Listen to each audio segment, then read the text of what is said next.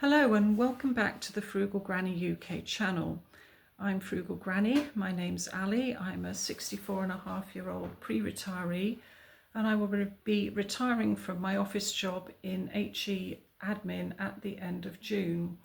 That will be 2 years short of my state pension age, and so I started this channel to document my preparations for early retirement and how I cope with what I consider to be a reduced income once I've made that leap. If you want to know a little bit more about me, you can go back to my first video, which is called Hello, I'm Frugal Granny UK. I also have an account on Instagram where I post frugal meals and recipes and insights into my garden and my walks in the local vicinity. That account is not monetized, it's purely an open photographic journal that you're very willing to come along and share. Today I thought we would do something a little bit different. I thought we'd look at trimming my budget in preparation for retirement. I think I've talked a little bit already about how I allocate my current office income, but today I want to take a look at what will stay and what will go once I find myself without that income in August. So in May I'm living on April's salary. In June I'll be living on May's salary. In July I will be living on June's salary, but I will by that time technically be retired from my office job. So when we get to August, I will be living on what other income I have managed to garner during July. So August will be the first month in which the post-retirement, post-office job retirement budget really kicks in. So just as a little reminder, let me just go through what I currently allocate my office job money to at the moment, and quickly a little bit about how I allocate my supermarket income as well. And then we'll look at how I see that being trimmed down for when I'm retired from the office job. I did look a little bit at the allocation of those various salaries in my sinking funds video, and again you can go back and look at that. But just for clarity, and if you're new here, at which point you're very welcome, let's just go through it quickly. At the moment, my office income is a net salary of £1,677.80. Now I allocate that at the moment £400 a month to my final renovation project on my house. That obviously will stop at some point.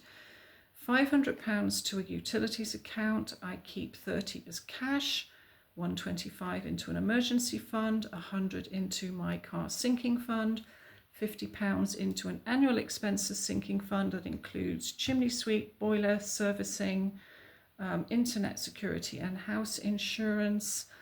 I put £25 into a repair and replace fund, you know, like if the toaster blows up or something smallish, relatively speaking. £40 into well-being sink fund, that's hair, dentist, feet, etc.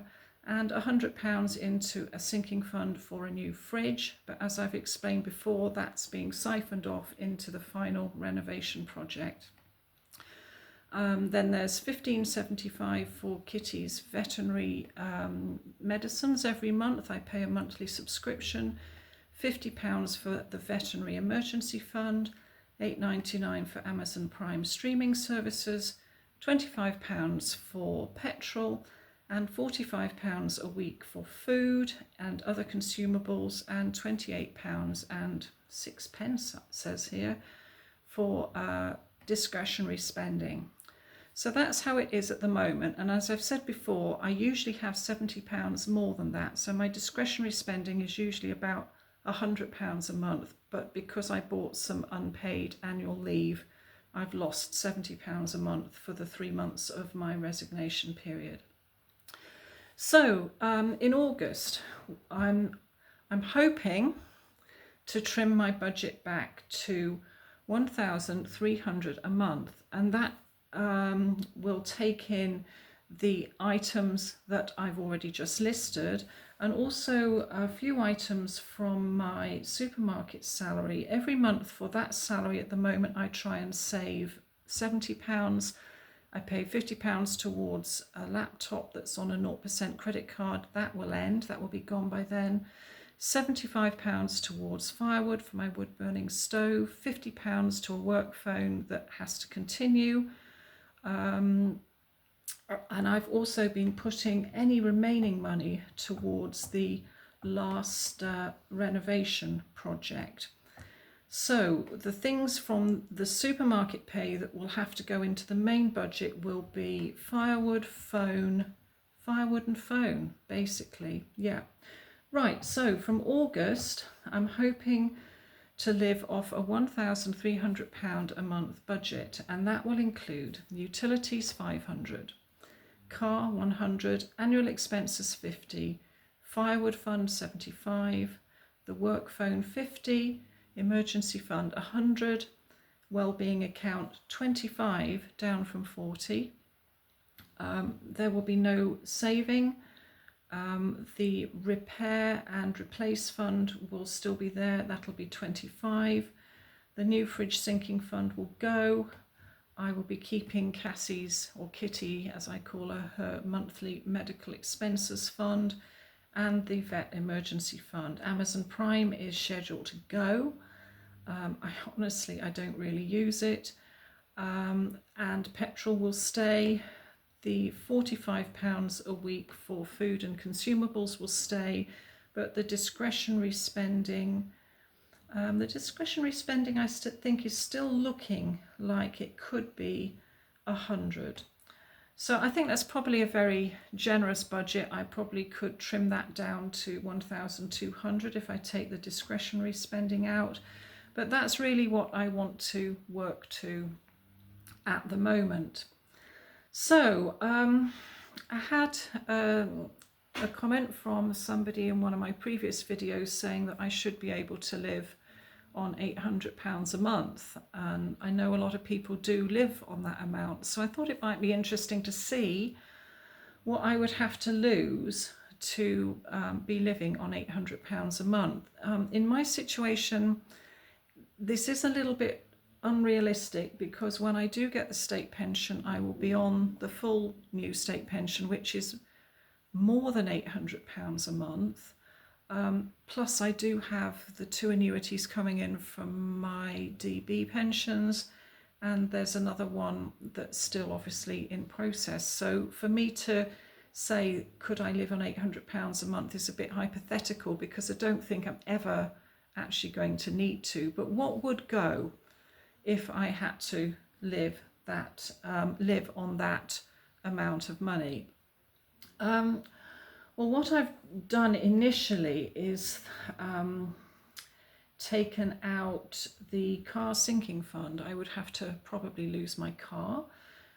So we would lose £100 there, and the £25 for the petrol. So all in all, I've got to try and lose £500 to get to the hypothetical £800 minimum. I would cut the emergency fund of 100. The well-being fund of 25 would go, so that means no more haircuts. Not that I get my hair cut anyway, but an emergency dental treatment or anything like that would be gone. There would be no question of replacing the fridge freezer. My discretionary spending would probably have to go down to about £45 a month. And then I would probably have to reduce my utilities down to 400. At the moment, my utilities are actually oscillating between 400 and about 450. As I've said before, I'm in negotiation with the water company at the moment because they think I'm using more water than I am. So, and also the price of water has gone up. So I've used a figure sort of about halfway between my pre-negotiation figure and the figure they should say I should be paying. So I've put a medium sum in there for the utilities. So I think I could get my utilities down to 400, and that includes keeping my 25% single person council tax discount, which in actual fact I'm not going to be keeping because my son stops being a student at the end of next week. But he will hopefully be paying me that £45 or whatever it is as part of his keep. So the other thing that would have to go would no, not that. It would be the utilities. So we would lose the car, cut the utilities, and then the next thing that probably would have to go to get me down to 800 would be Cassie's monthly medical subscription and the veterinary emergency fund. Well, this basically would mean that I would have to lose two things which currently at the moment to me are not negotiable, which is my dog and my car. And push to shove, some people might say that spending £75 a month on firewood is a bit extravagant too. Again, my wood stove, until I'm told otherwise, is not negotiable. Let's just go back to the dog for a start. I rescued Kitty when she was 6 months old from a really distressing situation. She was underweight, she was brown instead of black, she had a cut across her eye, and she had no muscle tone. She'd come from quite a bad situation, and it's taken me a very, very, very long time to rehabilitate her, and she's still a very clingy dog. So not rehabilitating her, but rehoming her again at 12 years old is just not going to happen. So my dog expenses will remain. Kitty's been through an awful lot, and there's no way I'm letting her go. And one of the reasons, a small reason, but an important one, about why I'm quitting the office job is because I want to have more time with Kitty now that my other dog has died and she hasn't got a companion. So losing my dog to save money is not on the agenda. I'm really sorry about that. Actually, I'm not sorry about that. I love my dog and I'm keeping her. The other thing, I guess, was the car. Initially, I know I will probably lose my car because once it dies, I won't be able to replace it. And I have chosen where I live purposely because everything I need is within walking distance. Everything I need is within walking distance. I'm on good bus routes. I'm on a bus route to the town centre. I'm on another bus route straight to the hospital. So technically speaking, unless I've got something very heavy that needs carrying, like a sack of compost, I don't really need my car. I could live without it, but right now that car is my ticket to independence, and I am not willing to give it up just yet.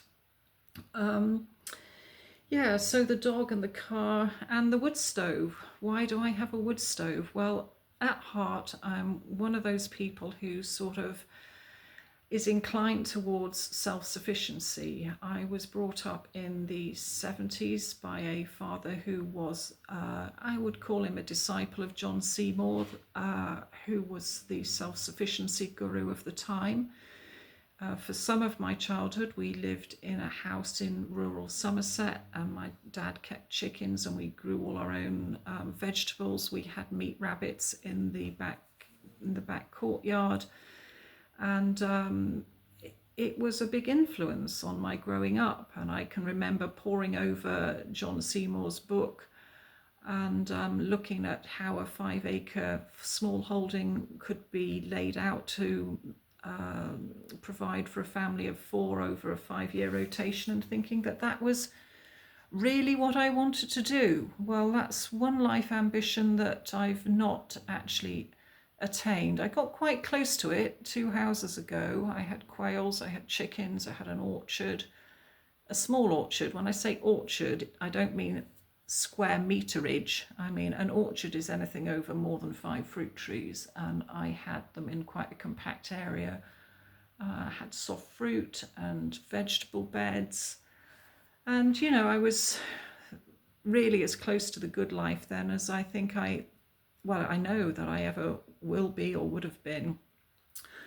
Yeah, so the wood stove has always been a key part of that. It keeps you warm, it can cook your food, it can heat your water, and I do all those things with my wood stove in the winter. And I think if you've got one and you've got small children, obviously you need to think about the safety implications and have a stove fence. I mean, at the moment I don't, because I don't have small children running around. But yeah, so my dog, my car, and my wood stoves are lifestyle choices that at this moment in time are not negotiable. So I think to maintain the lifestyle that I would like, I would like to have a budget of 1,300 a month. But if push came to shove, I probably could live on 800. And I know some of you will maybe come back to me and say, hey, well, Ali lives well on less, has got a dog, and she lives on 775 a month. Well, I think, to be honest, comparing me, Ali with an E, with t'other Ali who hasn't got an E, it's a little bit like comparing apples and pears.